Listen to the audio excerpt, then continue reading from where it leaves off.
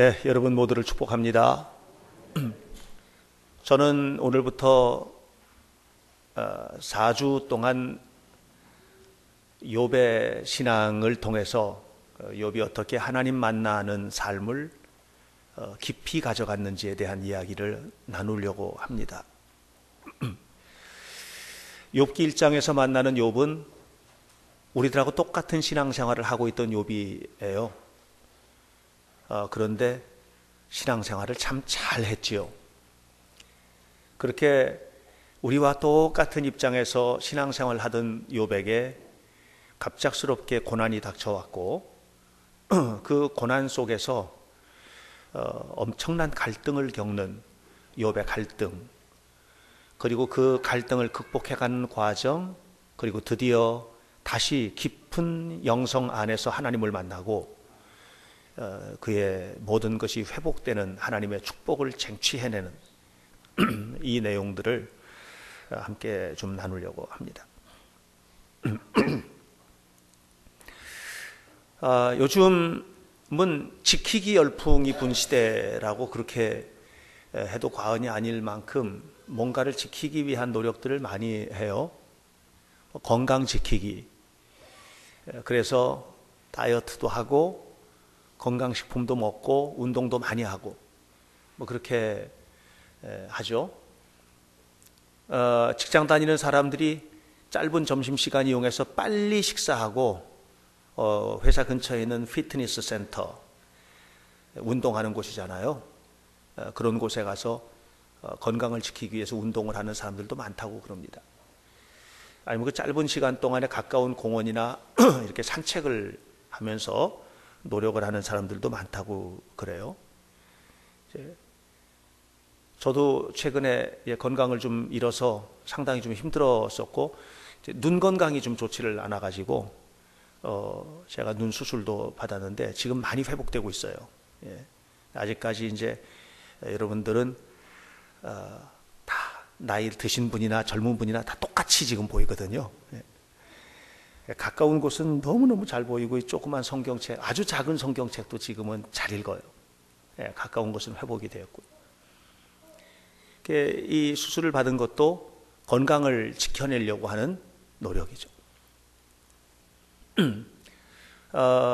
가지고 있는 재산을 지키기 위해서 노력들도 하잖아요. 재테크를 한다든가 또 투자를 한다든가 뭐 이렇게 해서 재산을 잘 지켜내려고 하는 노력들. 요즘은 이제 환경 지키기가 굉장히 중요한 화두가 되어서 설악산의 오색 약수터 쪽에서 케이블카를 놓는다고 하는데 환경론자들이 그 반대하고 나서고 있습니다. 진행되는 과정이 쉽지 않을 것 같아요. 환경은 한번 파괴하면 회복하는 게 어렵잖아요. 그러니까 그걸 지켜내기 위한 노력들을 합니다. 저는 오늘 욥기 1장과 2장에서 특별한 지키기를 보게 됩니다. 그것은 욥의 믿음 지키기입니다. 우리가 신앙생활을 하면서 신앙이라는 게 뭐예요? 믿음을 갖는 거거든요. 하나님을 믿는 거잖아요. 하나님을 믿는 우리가 어떻게 믿음을 지키고 살 것인가? 욥기 1장과 2장에 나오는 욥은 아주 특별한 사람이 아니에요. 물론 하나님께서 그에게 많은 복을 주셨고 또 그의 삶은 우리가 흔히 말하는 대로 명예나 권세나 이런 면에 있어서 보통 사람들 수준보다 훨씬 높은 수준을 가지고 있었던 것이기는 한데 그럼에도 불구하고 욥의 영적 생활은 우리랑 똑같은 신앙생활을 하고 있던 사람이에요. 오늘로 말하면 주일이면 교회 가고 또 월급을 타면 11조를 떼고 또 교회에서 봉사하고 뭐 이런 수준의 삶을 살고 있던 사람이라고 볼 수 있어요. 근데 그 속에서 욥이 믿음을 지켜내는 일들을 어떻게 했는가? 이걸 살펴보면서 우리는 어떻게 믿음을 지키고 그 믿음 속에서 어떻게 축복을 유지할지에 대한 이야기를 오늘 좀 하려고 합니다. 성경에서 욥을 소개할 때 욥을 이렇게 소개하잖아요. 1장 1절 1장 1절 우스 땅에 욥이라 불리는 사람이 있었는데 그 사람은 다 같이 시작 온전하고 정직하여 하나님을 경외하며 악에서 떠난 자더라. 이것은 욥을 이야기할 때 계속해서 나오는 문장입니다. 순전하고 정직하고 하나님을 경외하며 악을 떠난 자. 이것은 욥을 얘기할 때 마치 찬송가의 후렴처럼 욥이 나오면 이 얘기가 나오는 거예요. 심지어는 하나님께서도 욥을 칭찬할 때 이렇게 칭찬하세요. 볼까요? 8절, 1장 8절입니다. 여호와께서 사탄에게 이르시되 내가 내 종 욥을 유의하여 보았느냐? 다 같이 시작. 그와 같이 온전하고 정직하여 하나님을 경외하며 악에서 떠난 자는 세상에 없느니라. 욥 하면 이 네 가지가 나오는 거예요. 순전하고 정직하고 하나님을 경외하며 악에서 떠난 사람. 이것이 욥에 관한 이야기예요. 어떤 사람을 말하면 그 사람에 대해서 대명사처럼 따라붙는 형용사라고 해야 되나요? 하여튼 그 사람을 설명하는 그런 단어들이 있거든요. 예를 들면 보세요. 에디슨, 거봐요. 발명왕 그러잖아요. 누군가가 지금 얘기했거든요. 에디슨 그러면 발명왕 이렇게 말하잖아요. 그 사람을 생각하면 탁 떠오르는 게 있어요. 퀴리 부인 하면 떠오르는 게 있고요. 월트 디즈니 하면 애니메이션이 떠오르잖아요. 미키마우스가 떠오르고요. 이런 식으로 그 사람을 말하면 떠오르는 이미지가 있어요. 욥은 욥 하면 순전하고 정직하고 하나님을 경외하여 악에서 떠난 사람. 이렇게 설명이 되었던 것입니다. 저는 우리 현대교회 성도들도 다 이렇게 되기를 바랍니다. 욥이 믿음을 지킨 것은 바로 이걸 지키기 위해서 노력한 거예요. 이걸 지키기 위해서. 순전하다는 말이 뭐예요? 순수한 마음을 갖는 거예요. 순수한 마음, 깨끗한 마음. 그래서 신앙생활을 하건 일상생활을 하건 간에 아주 중요한 것은 어떤 사건에 대한 해석이 어떤 사건에 대한 해석이 오해도 되고 이해도 되거든요. 어떤 말 한마디에 대한 해석을 어떻게 할 거냐에 따라서 오해도 되고 이해도 되거든요. 슬쩍 눈빛만 이렇게 봐도 그 눈빛에 대한 해석이 오해도 되고 이해도 되거든요. 우리 순수한 마음으로 세상을 보고 살자. 그러면 시험 들 일이 없을 것 같아요. 욥은 순전한 사람이었어요. 마음속에 욕심이나 오해 같은 것들을 내려놓고 산 사람이었죠. 정직했어요. 그리스도인이라면 당연히 정직해야 되죠. 오늘 우리가 살고 있는 시대가 정직하지 못한 시대다라고 하는 것을 저는 어디 가면 늘 느끼느냐 하면 슈퍼마켓이나 어떤 가전제품 판매소나 어떤 상점에 가면 그 입구에 전자감응장치가 있어요. 이렇게 양쪽에 세워져 있잖아요. 그래서 그냥 몰래 들고 나가면 삑 하고 소리가 나가지고 아무것도 그냥 가지고 나가면 안 되는 장치가 되어 있죠. 아, 우리 시대가 이만큼 거짓이 가득한 시대로구나 하는 것을 느껴요. 그런 속에서도 우리는 어떻게 살아야 되죠? 정직하게 살아야 되는 거죠. 하나님을 경외하고, 이건 뭐예요? 늘 하나님 앞에서 살아가는 것이죠. 어떤 곳에서든지 하나님 앞에서 사는 거예요. 어떤 목사님이 글을 썼는데, 아무도 보지 않는 곳에서 라는 책이에요. 아무도 보지 않는 곳에서. 그 책의 내용은 뭐냐면 하나님은 보고 계신다. 그 얘기거든요. 하나님을 경외한다는 것은 그런 거예요. 악을 떠났다고 그랬죠? 악을 떠났다는 것은 뭐예요? 하나님이 기뻐하지 않는 것이 다 악이에요. 그것은 내가 판단하면 안 돼요. 하나님께서 보실 때에 이건 아니다 생각하면 안 하는 거예요. 이게 악을 떠나는 삶이에요. 욥은 그렇게 산 거예요. 순전하고 정직하고 하나님을 경외하고 악에서 떠났다. 이걸 지켜내기 위해서 노력을 한 겁니다. 다시 말하면 하나님을 믿는 사람다운 그런 기본적인 삶을 지켜내고 살아야 되는 거예요. 욥이 하나님께서 복을 많이 주셨지 않습니까? 그냥 받은 게 아니에요, 여러분. 공짜로 받은 게 아니에요. 세상에서 잘 살고 싶지 않은 사람 어디 있어요? 건강하고 싶지 않은 사람 어디 있어요? 삶을 살아가면서 명예 얻고 하는 일마다 잘 되고 싶지 않은 사람이 어디 있겠어요? 기본적으로 욥은 이 모든 것이 하나님께로부터 온다고 생각했고 그것은 제 믿음도 동일해요. 여러분들도 이 믿음을 갖게 되기를 바랍니다. 그래서 이 믿음으로 살 때 하나님께서 축복하신다. 그러니까 믿음을 지켜야지. 세 가지 중요한 방식으로 욥은 성경을 보니까 믿음을 지켜내고 있는 것을 봅니다.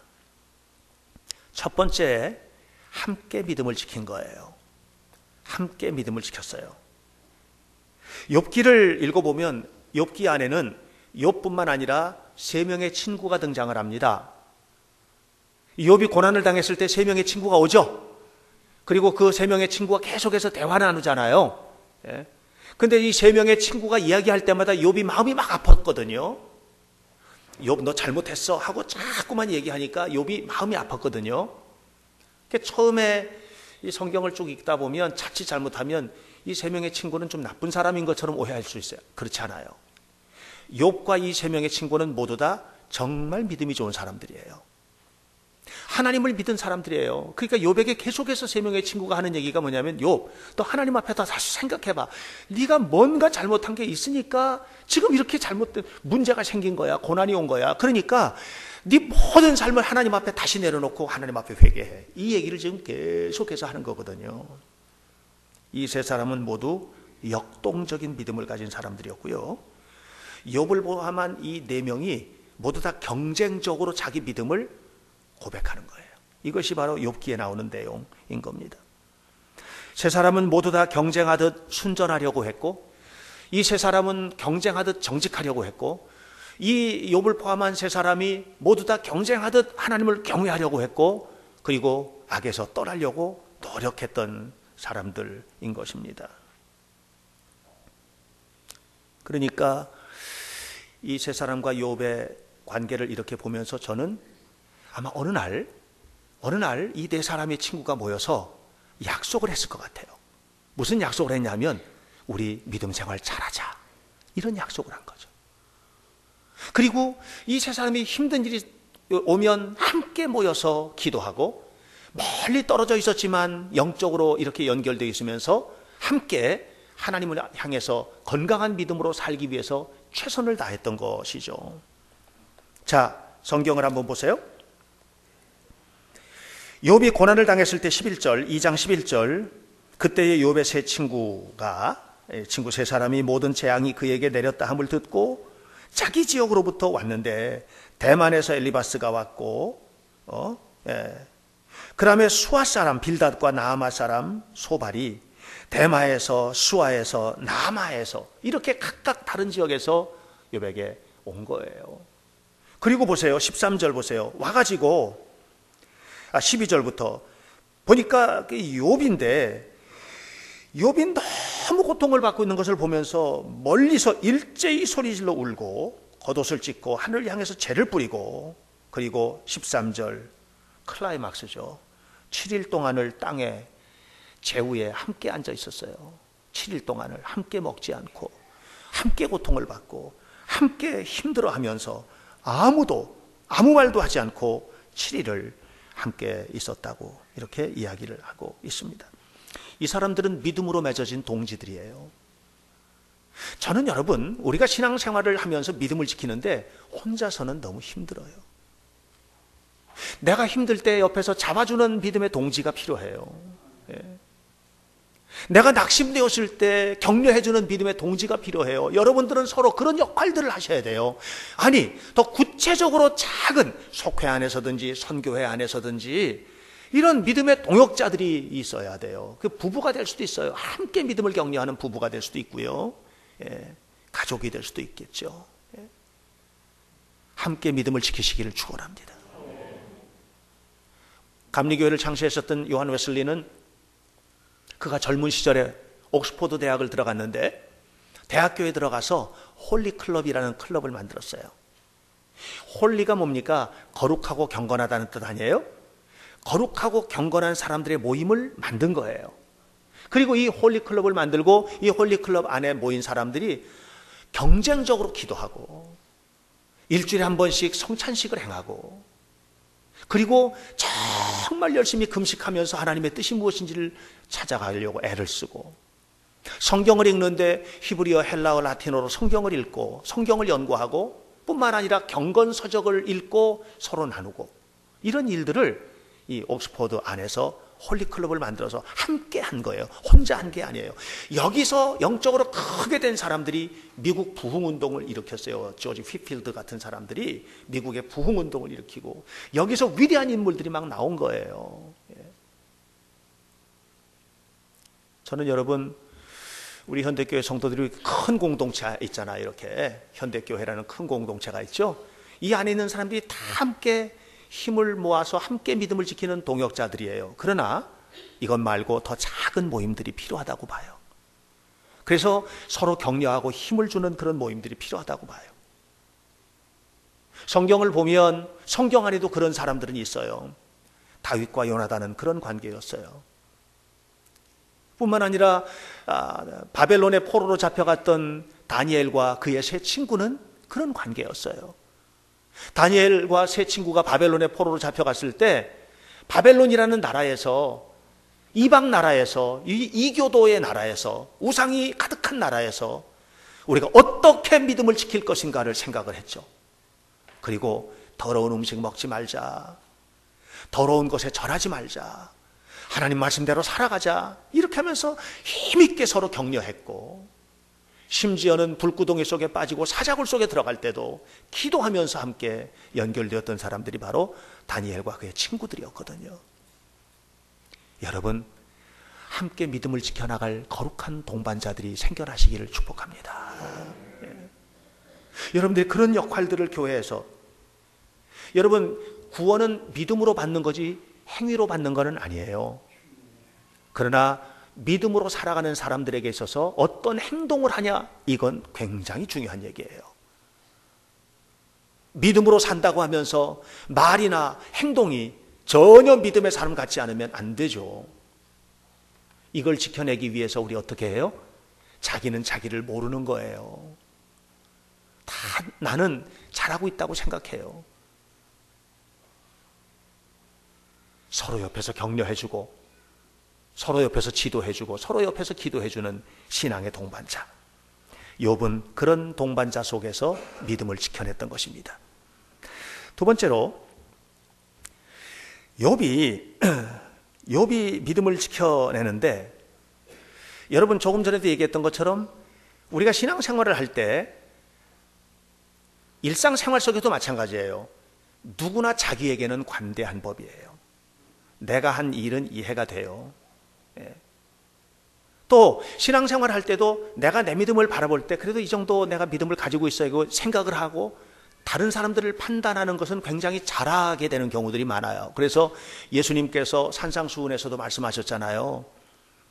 형제 눈에 있는 들보는 보면서 형제 눈에 있는 티는 보면서 자기 눈에 있는 들보는 못 보는 어리석은 자들, 이런 얘기를 했거든요. 형제에게 있는 티보다 내게 있는 들보가 더 큰 거거든요. 제가 오늘 아침에 일부 예배 끝나고 난 다음에 밑에 이렇게 로비에 있는데 제가 가까운 곳이 너무 잘 보이거든요. 하여튼 저에게 모든 것이 들키고 싶으신 분은 1m 안으로 들어오시면 다. 근데 우리 교회 권사님 한 분이 얼굴에 티가 묻은 거예요. 그래서 권사님 얼굴에 티 묻었어요. 그랬더니 옛날에는 그런 거 못 보더니 다 봐가지고 이제 불편하다는 거예요. 그런 얘기를 하는 거예요. 제가 그러면서 제 방에 들어가서 생각을 했어요. 내 눈에 권사님의 얼굴에 있는 조그만 티도 보이네. 그리고서는 잠깐 기도했어요. 하나님, 제 마음속에는 얼마나 큰 들보들이 들었을까요? 욥은 나에게 있는 것이든 누구에게 있는 것이든 하나님 앞에서 죄가 되는 것은 다 내려놓고 싶었어요. 이것이 욥이 믿음 지키기 두 번째예요. 욥은 사실 세상에서 부족한 것이 하나도 없는 사람이었죠. 근데 이 부족한 것이 하나도 없는 것이 다 내 능력에서 온 것이 아니고 하나님께서 주신 것이라는 믿음을 가진 거예요. 그랬기 때문에 하나님 앞에서 작은 것이라도 엄격하게 덜어내고 싶었어요. 이 사람은 이렇고 저 사람은 저렇고의 문제가 아니고 나와 내 가정 안에서 이걸 지켜나가고 싶었던 것이죠. 인간은요, 아무리 하나님의 말씀대로 살려고 노력을 하고 아무리 기도하고 예배를 하지만 조금만 방심하면 죄 짓는 겁니다. 여러분, 조금만 방심하면 행동으로, 생각으로 죄 짓는 겁니다. 여러분, 넘어서서 나도 모르게 내가 죄 짓고 사는 겁니다. 그래서 자기도 모르게 짓는 죄도 있어요. 그런 것들이 우리에게는 있는 거거든요. 어린아이들 자라나면서 보면 어린아이들은 잘 넘어지잖아요. 어제 우리 교회에서 되게 재밌는 일이 있었어요. 저녁에 우리 김광래 전도사님이 딸 서연이를 데리고 교회를 왔어요. 왜냐하면 우리 교회 지은 간사에게 저녁밥 먹여주려고 집에 데려가려고. 그런데 제가 방에 있으면 이제 애들 오는 소리 들리는데 서연이 우는 소리가 들리는 거예요. 그럼 그 아이가 우는 소리가 들리면 얼른 나오거든요, 제가요.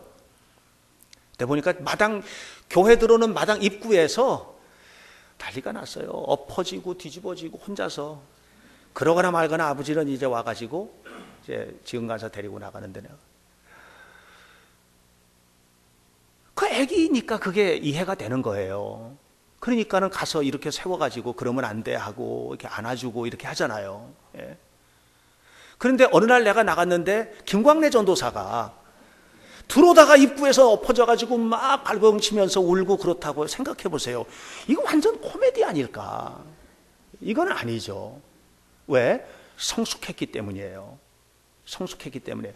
욥은 성숙한 신앙의 입장에서 어린 자녀들의 잘못까지도 책임지고 싶었던 거예요. 그래서 욥의 고민은 뭐냐면 우리가 행여라도 우리 눈으로 봐서 잘못한 게 없다고 하더라도 하나님께서 보실 때에는 잘못한 게 있을 것 같다. 그것까지도 하나님 앞에 용서를 빌어야 돼. 그래서 욥은 자기 자녀들이 모여서 잔치를 하거나 아니면 모임을 갖거나 이런 일을 할 때에도 그 모임이 끝나면 뭘 했어요? 회개의 예물을 하나님 앞에 드리면서 자식들의 죄까지도 하나님 앞에 용서를 구했던 것이죠. 그래서 오늘 4절, 5절 보면 그 아들들이 생일에 모여서 이렇게 잔치를 하는데, 끝나면, 그 잔치가 끝나면 5절 중간에 보니까 명수대로 번제를 드렸다. 왜? 혹시라도 우리가 잘했다고 했는데 혹시라도 하나님께서 보실 때 잘못한 게 있으면 안 되니까 그렇게 했다고 이야기를 하고 있어요.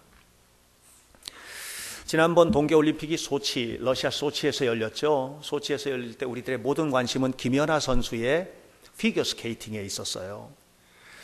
너무 잘했어요. 그래서 금메달을 딸 거다. 그랬는데 러시아 선수에게 심판관들이 더 높은 점수를 줘가지고 은메달에 머물렀잖아요. 저도 화가 났고 우리 국민들도 거의 대부분 화가 났죠. 나중에 제가 생각해 보니까 뭐예요? 우리는 김연아 선수가 우리나라 사람이니까 팔을 열심히 안으로 굽히고 있구나 지금. 결국 그 점수를 매기는 사람은 누구예요? 심판관이죠. 심판관이 점수를 매기는 거예요. 선수가 다 하고 난 다음에 내 점수는 10점 만점입니다 이렇게 말하지 않죠. 심판관이 점수를 매기는 거죠. 여러분, 우리들의 신앙생활에 대한 판단은 내가 할 수 있는 게 아니에요. 하나님께서 하시는 거예요. 욥은 그걸 알았기에 늘 하나님 앞에서 용서를 빌고 하나님 앞에서 바로 살기 위해서 노력하고 이런 일들을 끊임없이 한 거예요. 이게 욥의 믿음 지키기예요. 사랑하는 여러분 하나님 앞에 주일날 이렇게 나오시잖아요. 나오면 그냥 나와서 예배드리고 가는 게 아니에요. 일주일 동안 모든 죄를 회개하고 하나님 앞에 회개의 예물을 드리고 주일원금을 드리는 거죠. 또 감사의 예물을 드리고 11조를 하나님 앞에 드리고 때로는 우리의 삶 속에 정말 주어진 모든 환경들을 하나님 앞에 내려놓고 주님께서 주시는 힘으로 다시 한번 세상을 살기 위해서 노력하는 거, 이것이 믿음 지키기예요. 여러분의 삶이 최선을 다해서 믿음을 지켜내는 복된 삶이 되시기를 간절히 축원합니다. 창세기에 가인과 아벨이 같은 날 제사를 드렸잖아요. 그죠? 두 사람 다 어떤 생각했겠어요? 최선을 다해서 제사 드렸다고 생각했을 거 아니에요? 예배를 드렸다고? 근데 하나님이 뭘 받으셨죠? 아벨의 예배를 받으셨죠. 가인의 것은 안 받으셨잖아요. 가인이 화가 났죠. 왜 내 건 안 받아? 그건 왜냐하면 하나님 마음에 합당하지 않았기 때문이에요. 여러분, 우리의 삶을 받으시는 하나님 앞에 늘 합당한 모습으로 살아가는 것이 무엇인지를 생각하는 것, 이것이 믿음 지키기예요. 여러분 모두 다 믿음을 잘 지켜내기 위해서 하나님 앞에 살아가시기를 주의 이름으로 축원합니다. 마지막 하나는 뭐냐면, 욥이 엄청난 고난이 왔는데 이 고난이라고 하는 것은 우리의 일상이에요. 제가 몸이 좀 안 좋아서 한 주간 동안 병원에 입원했었잖아요. 입원하고 싶어서 했나요? 아니에요. 제가 2년 전에 왼쪽 폐를 수술을 했잖아요. 절제하는. 그거 하고 싶어서 했어요? 아니에요. 어느 순간인가 우리에게 다가오는 고난들이 있어요. 경제적으로, 물질적으로 삶에 어려운 고난들이 있어요. 이것은 어쩌면 우리가 일평생을 살아가는 동안에 고난과 상관없이 살 수 있는 존재가 아니에요. 우리는 그런 고난 속에서 우리가 살아가면서 그 고난의 현장에서 어떻게 믿음을 지켜내야 되느냐는 거죠. 욥은 고난 속에서도 믿음을 지켜낸 겁니다. 욥의 가정은 지극히 평화로웠어요. 자녀들 사이에 갈등이나 다툼이 있었던 것도 아니에요. 어떤 가정 경제에 어려움이 있었던 것도 아니에요.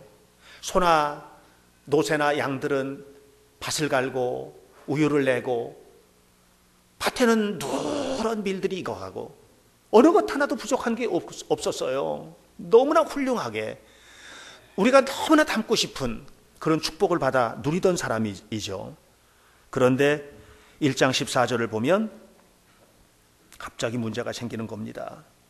갑자기 한 사환이 욥에게 뛰어와서 말을 합니다. 소는 밭을 갈고 나귀는 그 곁에서 풀을 먹는데 스밧 사람들이 와서 그래서 이 사람들이요, 이게 아라비아의 도적대인데 이 아라비아의 도적대가 와가지고 칼로 종들을 다 죽이고 소와 나귀를 다 끌고 가버렸습니다. 그 얘기를 하는 거예요. 그 얘기가 끝나자마자 16절을 보니까 다른 종이 와가지고 하늘에서 불이 떨어져서 양들과 종들뿐만 아니라 밀밭에 다 익어가는 밀들도 전부 다 불질러 버려서 그래서 하나도 남은 것이 없습니다. 그 말이 끝나자마자 설상가상으로 또 한 사람이 옵니다. 18절에 그가 아직 말하는 동안에 주인의 자녀들이 맏아들의 집에서 모여서 잔치를 하는데 큰 바람이 불어서 집이 무너지는 바람에 10명의 자녀가 한꺼번에 다 죽어버리고 말았습니다. 라고 이야기를 하고 있습니다. 욥은 이제 알거지가 된 겁니다. 욥이 남은 게 아무것도 없어요. 그 사랑하는 자녀들까지 전부 다 없어진 거예요. 고난은 여기서 끝나지 않았습니다. 2장에 넘어서서 이렇게 얘기를 하잖아요.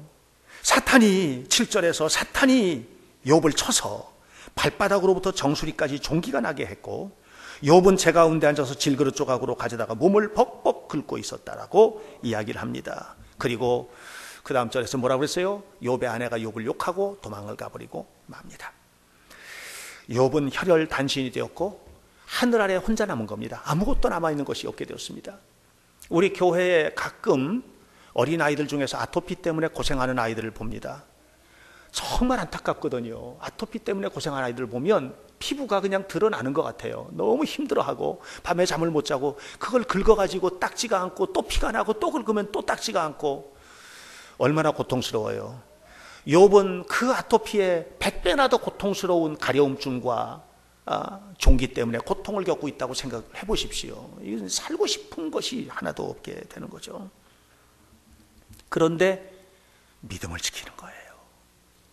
1장 21절 20절부터 욥이 그 고통 속에서 겉옷을 찢고 머리털을 밀고 땅에 엎드려 뭐하고 20절 끝에 뭐하고 예배하고 고백을 하는데 뭐라고 그래요? 모태에서 내가 알몸으로 나왔으니 알몸으로 돌아가는 것 당연합니다. 주신 이도 누구? 여호와요. 거두신 이도 누구? 여호와요. 하나님의 이름만이 찬송을 받으실지어다 하고 욥이 입술로도 죄를 짓지 않았다고 했습니다. 아내가 그에게 와가지고 그래도 끝까지 믿음을 지키겠느냐, 그래도 믿음을 지키겠느냐, 이런 상황에서 무슨 믿음을 지키겠느냐, 하나님이 정말 계시냐, 이렇게 얘기를 했죠. 2장 9절 그의 아내가 그에게 이르되 당신이 그래도 지키겠느냐 믿음을, 하나님이 살아계시냐, 하나님을 욕하고 죽어라, 이렇게 말을 했을 때 2장 10절에서 말하되 그대의 말이 어리석은 여자의 말과 같다. 우리가 하나님께 복을 받았으니 화도 받는 것이 마땅한 것이 아니냐 하면서 범죄하지 않았다고 했습니다. 믿음을 지켜낸 것입니다. 여러분, 우리가 미리 알고 있지만 욥기 42장에서 욥은 하나님 앞에 모든 것이 다 회복돼요. 모든 것이 회복돼요. 왜 회복됐는 줄 아세요? 믿음 지키고 있었기 때문에 회복된 거예요. 이때 믿음 버리고 떠났으면 욥은 죽었어요. 그리고 모든 역사는 여기서 끝이에요. 그러나 그의 회복의 중심에는 뭐가 있었냐면 믿음 지키기가 있었던 것이죠. 믿음을 지켜낸 거예요. 삶을 지켜낸 거예요. 어떤 모습으로든지 지켜낸 거예요. 친구들이 와가지고 욥 너 잘못된 거 있으면 회개해 하고 자꾸만 얘기하고 했지만 그 속에서도 이 네 사람이 대화 나누고 얘기하면서 격렬하게 영적 토론을 하는 가운데 믿음을 지켜낸 것이고요. 하나님 앞에서 욥이 생각을 할 때에 이 시험 속에는 반드시 하나님의 뜻이 있을 거야. 욥은 그 생각을 한 거예요. 그 생각을 한 거예요. 늘 하나님 앞에 살았던 욥이잖아요. 자식들이 혹시라도 자기도 모르는 사이에 죄 졌을까 봐 그것까지도 하나님 앞에 회개하면서 예배를 드렸던 그런 욥이잖아요. 그러니까 욥이 이 고난 속에서 하나님의 뜻이 있을 거야. 또 동시에 뭐냐면 내가 행복할 때나 불행할 때나 내가 어떤 환경에 있든지 하나님은 찬송을 받으셔야 되는 거 아니야? 이 믿음으로 지금 믿음을 지켜내는 거거든요. 믿음을. 저는 한번 생각해 보았어요. 하나님께서 우리에게 주신 것이 엄청나게 많은데 99개의 축복을 주셨어요. 99개. 그런데 어느 날 다가오는 한 개의 불편함, 어느 날 다가온 한 개의 불행함, 어느 날 다가온 한 개의 고난, 이 한 개의 고난과 아픔과 불편함 때문에 99개의 축복을 다 잃어버리고 하나님을 원망할 때가 있지 않은가. 우리의 삶을 한번 보면 우리는 왜 하나님께서 주신 것들에 대해서 감사하면서 믿음을 지켜내지 못하고 우리 눈앞에 있는 작은 고난 때문에 믿음을 잃어버리고 사는가. 결국은 우리의 삶 속에 하나님의 손길을 경험하지 못하고 하나님의 축복을 경험하지 못하는 이유는 그것 때문이 아닌가 하는 생각을 하게 되는 것입니다. 사랑하는 여러분, 믿음 지키시기 바랍니다. 사랑하는 현대교회 성도 여러분, 간곡히 저와 여러분 모두에게 이 시간 성령께서 주시는 음성에 귀를 기울이십시오. 믿음을 지키시기를 축원합니다. 하나님 앞에 사시기를 축원합니다. 반드시 회복될 줄로 믿습니다. 반드시 하나님께서 복을 주실 줄로 믿습니다. 이 축복이 저와 여러분과 우리 모두의 것이 되기 위해서 믿음 지키기, 최선을 다하는 은혜로운 성도들 되시기를 주님의 이름으로 간절히 축원합니다. 기도하겠습니다. 살아계신 아버지 하나님, 우리의 삶 속에 하나님께서 베푸신 은혜를 기억합니다. 아버지 하나님, 욥은 우리와 똑같은 신앙인이었습니다. 그런데 그가 그런 신앙생활 속에서 하나님 앞에 복을 받았던 것은 그에게 주셨던 믿음을 지켰기 때문입니다. 하나님을 믿는 믿음을 지켰기 때문입니다.